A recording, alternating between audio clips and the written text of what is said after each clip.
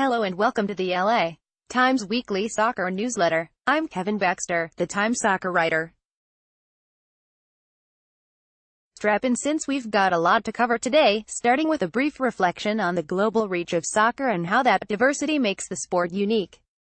Advertisement soccer is played in more than 210 countries worldwide, giving it the greatest reach of any team sport, although the only thing that's the same in all those countries is the size of the ball. But there's talent everywhere. The Dodgers, with players from 7 countries, are one of the most diverse teams in the 4 U.S. professional sports leagues. That roster would be considered homogeneous in soccer. Major League Soccer started the season with players from 72 countries on its teams. And the first year Los Angeles Football Club signed 30 players from 19 countries and 5 continents. Many European teams have similarly diverse teams, which forces the players to be flexible about everything from food to language. Then their families are frequently rewarded with the opportunity to work and live in countries they may never have visited otherwise. Carlos Salcedo, a defender with the Mexico national team, is just 24 but has already played professionally in the US, Mexico, Italy and Germany, where he shares an Eintracht Frankfurt locker room with players from 16 countries. Having the willingness to leave our comfort zone and come here, it is not that easy, Salcedo said by phone from Frankfurt, Germany, where he is rehabbing an ankle injury. It's hard to come and adjust to the culture. Even to drive, it's different than our country. I admire all my teammates that they have the mentality to come here and they're willing to continue to do this. The payoff? Well, there's his 4-year, multi-million-dollar contract extension for one. But Salcedo has also learned to speak 3 languages, is beginning to pick up German and has a 9-month-old German-born son who already understands words in 2 languages. I hope that he will speak 3 languages, Salcedo said. We'll see how much time I can finish here. I would like to spend a lot of time here. But you never know what's going to be the future, Salcedo said. The team provides a German language tutor but the coaches mostly speak English. That's also the most popular language in the locker room even though none of the players come from a country where English is the primary language. Most soccer dressing rooms are mini towers of Babel in which more than a dozen languages are spoken. That's why Manchester United star Romelu Lukaku speaks 7 languages and Belgian teammate Vincent Kompany of Manchester City did post-game interviews in nearly a half dozen during the World Cup. Still, English is the default language most coaches and players communicate in. Manchester City manager Pep Guardiola, a Spaniard, has gone as far as banning languages other than English from some areas of the team's training complex. He also administers regular exams to make sure his players understand it. Arsenal manager Unai Emery, who is also from Spain, insists his players speak English in the dressing room even though he is still struggling with the language himself. He has promised to be fluent by Christmas. Advertisement English wasn't a problem for Salcedo. Although he was born in Guadalajara, he joined the Real Salt Lake Academy as a teenager and played his first professional game in MLS. But finding decent Mexican food has been a struggle in Germany.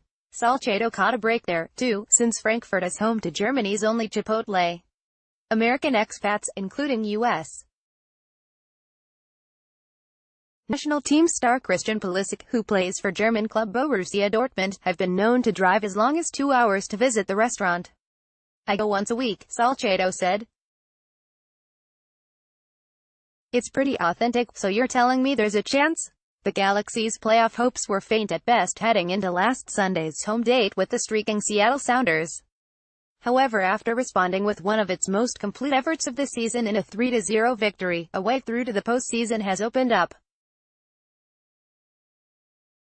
And while the climb is still an uphill one, it is now decidedly easier than it was a week ago. It puts us back in the conversation. And that was the message before the game, interim coach Dominic Kinnear said.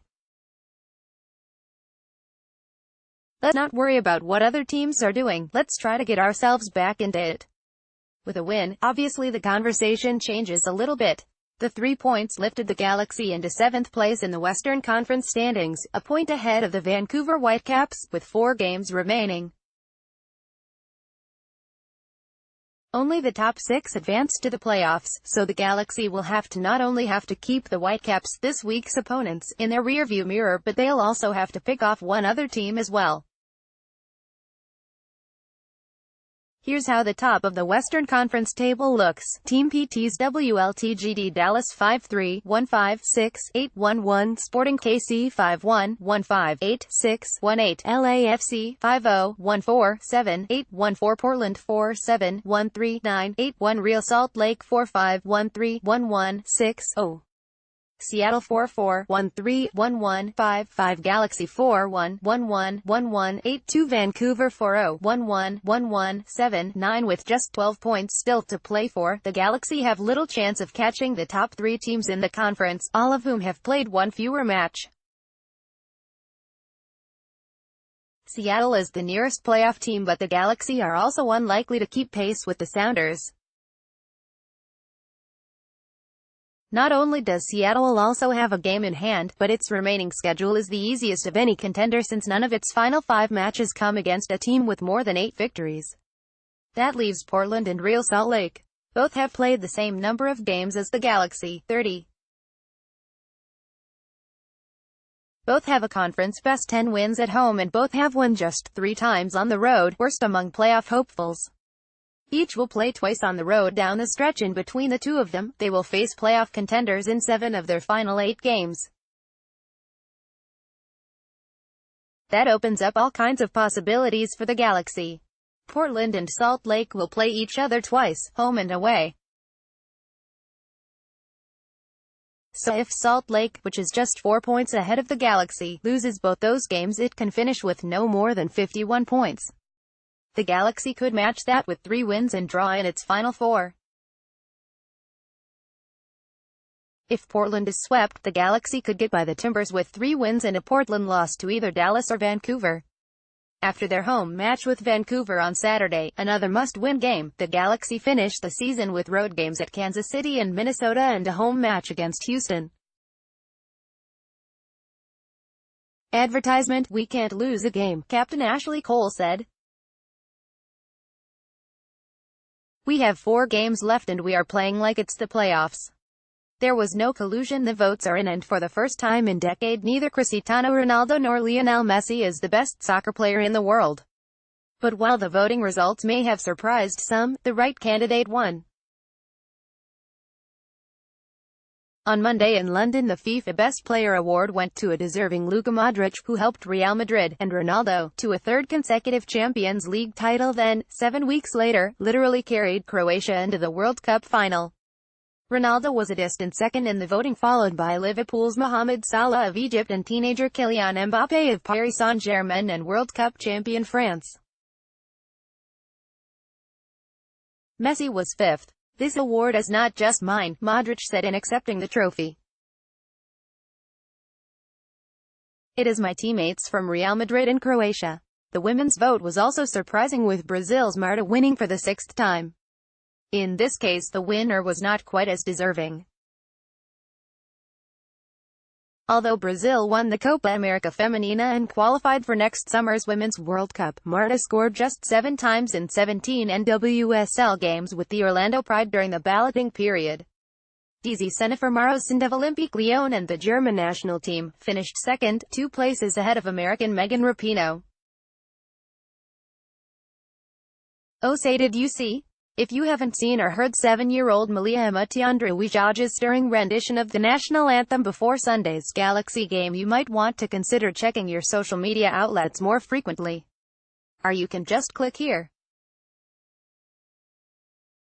Video of the performance was viewed online tens of thousands of times in the first 24 hours after the performance, and Malia Emma was featured on 2 networks' national newscasts, by Time magazine, and on hundreds of websites around the world, and with reason. Malia Emma, who lives in Southern California and was singing from the time she could talk, not only has incredible pipes for someone who is 3'9" and weighs 40 pounds, but she sang with otherworldly confidence. The grade schooler, who speaks Indonesian and Chinese in addition to English and plays the piano and violin, came to the Galaxy's attention when the team held an online contest to find an anthem singer. The team may be challenged at times when it comes to recognizing soccer talent, but they knew Malia Emma was something special the first time they viewed her video entry. And the resultant performance brought the team more positive publicity than it has had since Zlatan Ibrahimovic's debut last March. Perhaps inspired themselves, the Galaxy played their most confident match of the season, winning a game they couldn't afford to lose to keep their flickering playoff hopes aflame. Even Ibrahimovic called Malia Emma the team MVP afterward. So here's an idea: if the Galaxy make the playoffs, which is a long shot, and get to host a match, even bigger long shot, they should bring their pint-sized Perry-Apt back for an encore. She's already got a date with the Lakers in November. Programming note: since we're smack dab between the end of the World Cup and the MLS Cup final, this is a good time to take a vacation. As a result, the newsletter will suspend operations next Tuesday but will return October 9th from Tampa, where the U.S. national team will be preparing for a friendly with Colombia. Podcast: don't miss my weekly podcast on the Corner of the Galaxy site as co-host Josh Gassman and I discuss the Galaxy each Monday. You can listen to the most recent podcast here. Schedules: all times Pacific, LAFC Saturday at Chicago, 12:30 p.m. Univision October 6th at Colorado, 6 p.m. YouTube TV, Unimas KFTR 46 October 18th vs.